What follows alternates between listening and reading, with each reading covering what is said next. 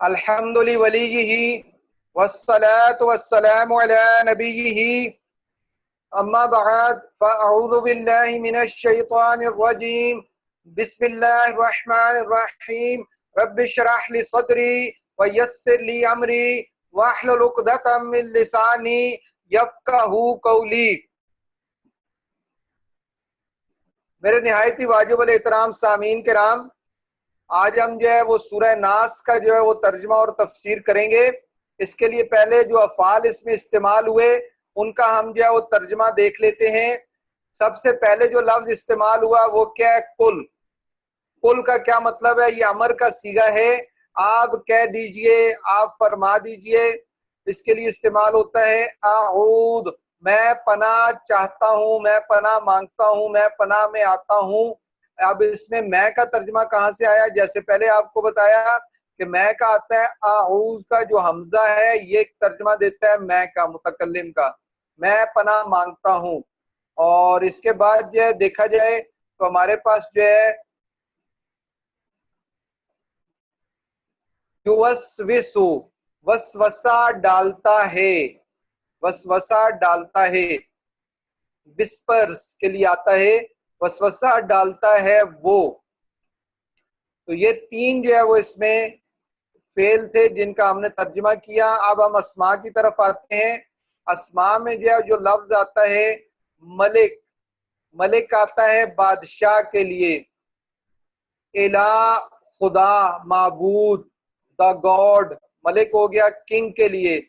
الوسواس، وسوسہ ڈالنے والے، وسواس کیا ہوتا ہے؟ وسوسہ ڈالنے والے، وسپرر کے لیے آتا ہے۔ الخناس، خناس کیا ہوتا ہے؟ دیکھنے والے، دا ون ہو withdraws، مطلب طاق میں بیٹھے اور دیکھ رہے ہیں، اس کے لیے خناس ہوتا ہے۔ صدور، دلوں کے لیے آتا ہے، دا بریسٹ۔ الجنہ، جنات کے لیے آتا ہے، جن۔ تو اس طرح جو ہے کیا ہے؟ ملک بادشاہ ہو گیا، الہ خدا معبود ہو گیا، الوسواس وسوسہ ڈالنے والے، الخناس جو ہے وہ کیا ہے؟ دیکھنے والے۔ اور صدور کیا ہو گیا؟ دلوں کے لیے۔ الجنہ جو ہے وہ جن کے لیے کیا استعمال ہوتا ہے۔ اس طرح جو ہے اس سورہ میں جو ہے وہ کیا ہے؟ یہ الفاظ استعمال کیے گئے۔ اب ہم آتے ہیں اس کے ترجمے اور مفہوم کی طرف۔ تو جو ہم نے پہلے سورہ پڑھی، سورہ فلق، تو اس کی تمہید میں یہ گزر چکا کہ موقع اور محال اور اس کے عمود کے طرف جو ہے وہ بالاجمال اشارہ ہے کہ توحید کے بعد جو ہے وہ بیان کیا گیا کہ انسان کو تباہ کرنے والی، دور کرنے والی، اللہ تبارک و تعالیٰ کی ذات سے جو ہے وہ کیا ہے؟ دور کرنے والی جو چیزیں ہیں ان کی پناہ ضروری تھی۔ اس طرح اس قرآن کے آخر میں ان سے جو ہے پناہ مانگی گئی، اور اس وجہ سے دونوں کے جو ہے کیا ہے؟ ایک ہی طرح کی جو ہے وہ پناہ مانگی گئی، اور یہ سورہ جو ہے وہ تقریباً جو ہے وہ ایک ساتھ ہی کیا ہے نازل ہوئی اور پناہ مانگی گئی۔ ایک یہ کہ اس سورہ میں اللہ کی پناہ اس کی ان صفات کے توسل سے چاہی گئی جن کا تعلق براہ راست انسان سے ہے۔ مطلب وہاں وہ چیزوں کا ذکر زیادہ ہے جن سے پناہ مانگی گئی، اور یہاں ان چیزوں کا ذکر ہے، اللہ کی ان صفات کا ذکر ہے جس کی وجہ سے یا جس کی پناہ میں اپنے آپ کو دیا گیا۔ تو وہاں پناہ جن چیزوں سے مانگی گئی ان کا ذکر تھا، اور یہاں جو ہے اللہ کی ان صفات کا ذکر ہے جن کا نام لے کر جو ہے وہ پناہ مانگی جائے، جن کے توسل سے پناہ مانگی جائے، جن کا تعلق براہ راست انسان سے ہے۔ اس وجہ سے اس کی اپیل نہایت مؤثر ہے۔ اپیل مؤثر تو سابق سورہ کی بھی ہے، لیکن اس پر استدلال کا پہلو غالب ہے۔ اس میں استدلال کا پہلو اگرچہ موجود ہے لیکن زیادہ نمایاں پہلو اس میں استرحام کا ہے۔ دوسرا یہ کہ سابق صورت میں کئی آفتوں سے پناہ مانگی گئی، لیکن اس میں ساری توجہ صرف شیطان پر مرکوز ہے۔ مطلب وہاں آفتیں زیادہ تھی جن سے پناہ مانگی گئی، اور سورہ ناس میں ایک شیطان پہ توجہ مرکوز ہے، اس سے پناہ مانگی گئی جو در حقیقت تمام آفتوں کی جڑ ہے اور توحید کا جو ہے دشمن ہے۔ اور تیسرا یہ کہ سابق سورہ میں یعنی سورہ فلق میں شیطان کا حوالہ صرف اس کے ایک معروف کردار حسد سے آیا ہے، لیکن اس سورہ میں اس کی اصل جو ہے وہ ٹیکنیک، اس کے دائرہ نفوذ و اثر اور اس کی ذات اور برادری ہر چیز سے پردہ اٹھا دیا گیا ہے تاکہ لوگ اپنے شاطر دشمن کو اچھی طرح پہچان لیں اور جن کمین گاؤں سے وہ حملہ آور ہو سکتا ہے ان سے ہوشیار جو ہے وہ رہیں۔ اس سورہ میں سورہ کی جو ہے وہ اسی اعتبار سے جو ہے وہ کیا پناہ ساری چیزوں سے مانگی گئی ہے۔ آپ دیکھیں اس کی طرف، سورہ کی طرف آئیں تو قل اعوذ برب الناس، آپ کہہ دیجئے کہ میں پناہ چاہتا ہوں تمام لوگوں کے رب سے۔ پھر کیا ہے؟ ملک الناس، تمام لوگوں کے بادشاہ سے۔ اور کیا؟ الہ الناس، تمام لوگوں کے معبود سے۔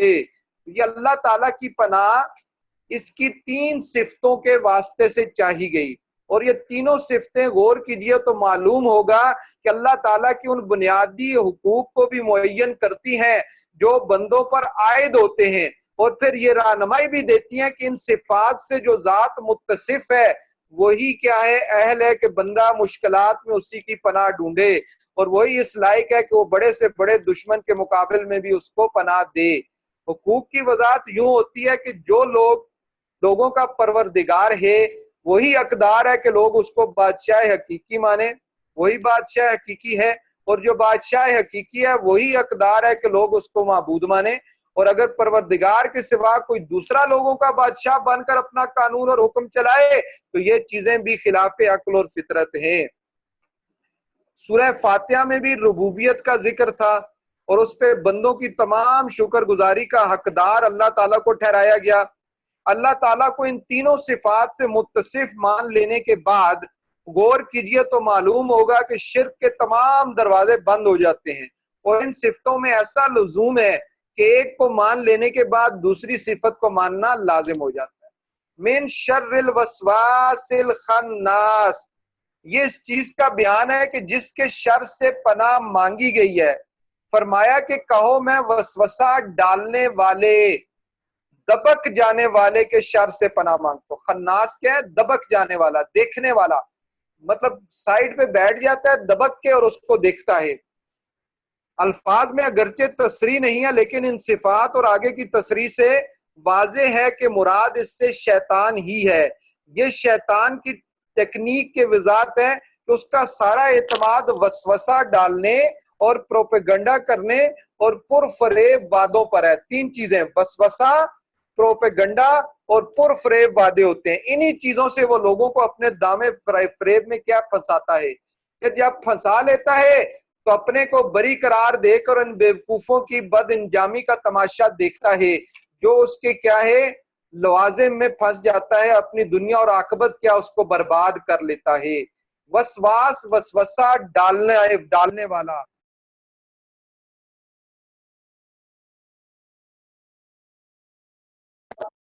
نہیں ہے، وسواس الخناس ہے۔ اور اس کے محل میں جو ہے وہ کیا ہے کہ اس بات کی دلیل ہے کہ یہ دونوں صفتیں موصوف میں بے یک وقت موجود ہیں، کہ وسوسہ بھی ڈالتا ہے اور سائڈ پہ بیٹھ کے دیکھتا ہے، دبک کے رہ جاتا ہے۔ اس سے ایک حقیقت تو یہ واضح ہوئی کہ شیطان کے پاس واحد ہتھیار صرف وسوسہ اندازی ہے، اس کے سوا کوئی اور زوردار اختیار اللہ تعالیٰ نے اس کو نہیں بخشا کہ لازماً وہ لوگوں کو گمراہ کر ہی ڈالے۔ یہ ایک وسوسہ ہوتا ہے، اور یہ جتنے جادو وغیرہ چیزیں ہوتی ہیں یہ ایک وسوسہ ڈالتی ہیں۔ آگے انسان کمزور ہوتا ہے، اس وسوسے کو مضبوط کر لیتا ہے اور اپنے دل میں جگہ دے دیتا ہے، اور جو طاقتور ہوتا ہے، جس کا ایمان پختہ ہوتا ہے، وہ اس وسوسے کو جگہ نہیں دیتا اور فوراً کیا اس کو نکال دیتا ہے۔ اس کے سوا کوئی اور زور آور اختیار اللہ تعالیٰ نے اس کو نہیں بخشا کہ وہ لازماً کیا ہے لوگوں کو گمراہ کر ہی ڈالے۔ پرفریب وعدے، طمع کی ہوئی باتیں، ناصحانہ تنبیہات اور دھمکیوں سے وہ لوگوں کو ڈرانے کی بھی کوشش کرتا ہے۔ اور کیا اس کے علاوہ لیکن اللہ تعالیٰ کے جو بندے اس کی دھمکیوں سے مرعوب نہ ہوں تو ان کا وہ کچھ بگاڑ نہیں سکتا۔ چنانچہ اس نے جب اللہ تعالیٰ کو یہ دھمکی دی تھی کہ میں اولاد آدم کو گمراہ کر کے چھوڑوں گا، تو اللہ تعالیٰ نے صاف لفظوں میں یہ واضح کر دیا ان عبادی لیس لک علیہم سلطان، جا تیرا جو جی چاہے کر دیکھ، میرے خاص بندوں پر جو میری بندگی پر قائم رہنا چاہیں گے تیرا کوئی زور نہیں چلے گا۔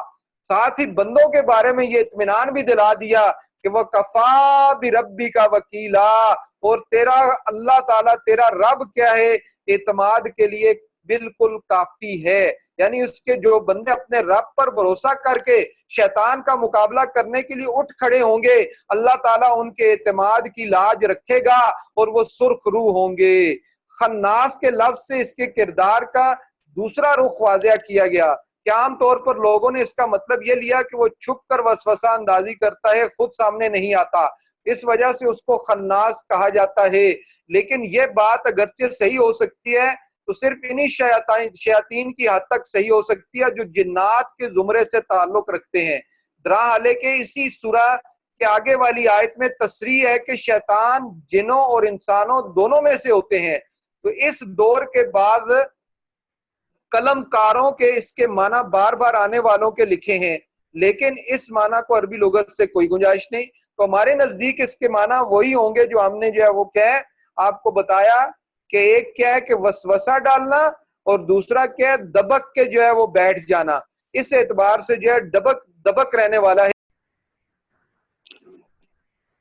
تو اس خناس کے لفظ کو جب ہم استعمال کریں گے تو اس کا ترجمہ دبک رہنے والا جو ہے وہ ہے، اور اس سے مقصود شیطان کے کردار کی اس پہلو کے سامنے لانا ہے کہ اللہ تعالیٰ کے بندوں کو ورگلانے کے لیے تو نمودار ہوتا ہے، لیکن جب کوئی شخص اس کے چکمہ میں آ کر گناہ کر بیٹھتا ہے تو اس کے نتائج کی ذمہ داری سے اپنے آپ کو بالکل بری قرار دے کر اس کو چھوڑ بیٹھتا ہے، یعنی اس کو چھوڑ کے سائیڈ پہ ہو جاتا ہے۔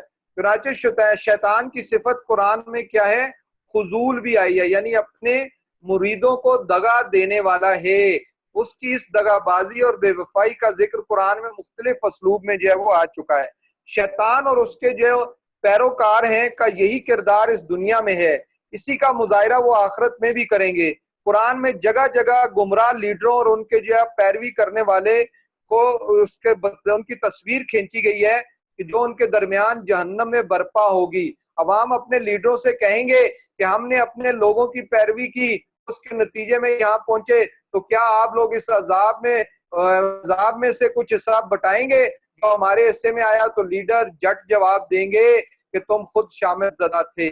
تو لفظ خناش یہاں اس کے اسی کردار کی تصویر پیش کر رہا ہے تاکہ لوگ اس کے صرف اس چاؤ اور پیار ہی اسی جو ہے وہ اس کے داؤ میں نہ آئے جو اس وقت ظاہر کرتا ہے، اور جو پیار و محبت جو وہ ظاہر کرتا ہے جب اس کے پاس فریب دینے کے لیے آتا ہے، بلکہ اس جو ہے غداری اور بے وفائی کو بھی پیش نظر رکھیں جس کا مظاہرہ وہ اس وقت کرتا ہے جب آدمی اس کے دام فریب میں پھنس جاتا ہے۔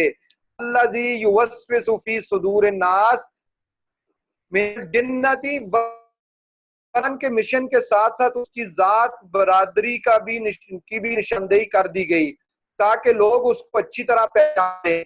فرمایا کہ اس کا اصل کام لوگوں کے سینوں میں وسوسہ اندازی ہے۔ صدور الناس ذات ہے لیکن مراد اس سے مظروف ہے، یعنی دلوں میں وسوسہ اندازی۔ وسوسہ اندازی کا مفہوم ظاہر ہے کہ لوگوں کو خدا کی صراط مستقیم سے ہٹانے کے لیے وسوسہ اندازی ہے۔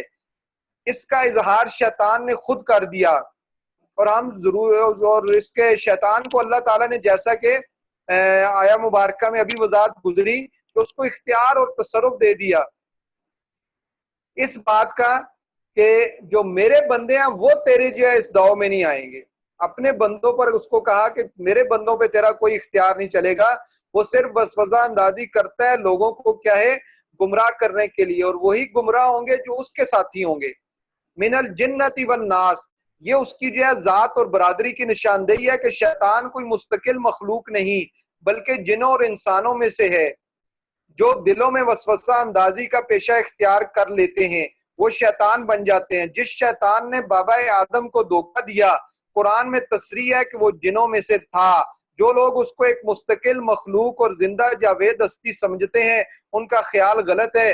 البتہ اس نے بنی آدم کو گمراہ کرنے کے لیے جس مشن کا اعلان کیا وہ مشن ان کے مریدوں کے ذریعے سے قیامت تک قائم رہے گا جو انسانوں اور جنوں میں سے اپنی خدمات اس کے لیے پیش کرتے ہیں۔ اب جو ہے اس انداز سے کہ اللہ تبارک و تعالی ہمیں ان شیطانوں سے اور ان کے شر سے جو ہے وہ پناہ عطا فرمائے، اور آخر میں ہمارا یہ پارہ جو ہے یہ مکمل ہوا۔ اور قرآن کا اختتام اسی سورہ پہ ہوتا ہے۔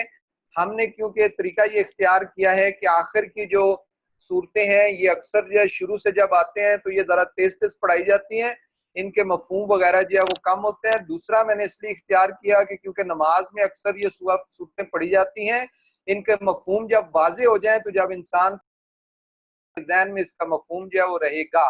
اب انشاءاللہ ہم جو ہے وہ کل جو ہے وہ 29واں پارہ جو ہے اس کی سورہ ملک جو ہے وہاں سے شروع کریں گے، 29 پارہ پڑھیں گے، تو اس طرح کچھ پارے ہم جو ہے وہ اس طرح جائیں گے، پھر دیکھیں گے شروع سے جو ہے اس کا ترجمہ اور تفسیر جو ہے وہ شروع کر دیں گے۔ تو اللہ تبارک و تعالیٰ سے دعا ہے کہ جو کچھ سنا اس پر عمل کرنے کی توفیق عطا فرمائے۔ وما علینا الا البلاغ۔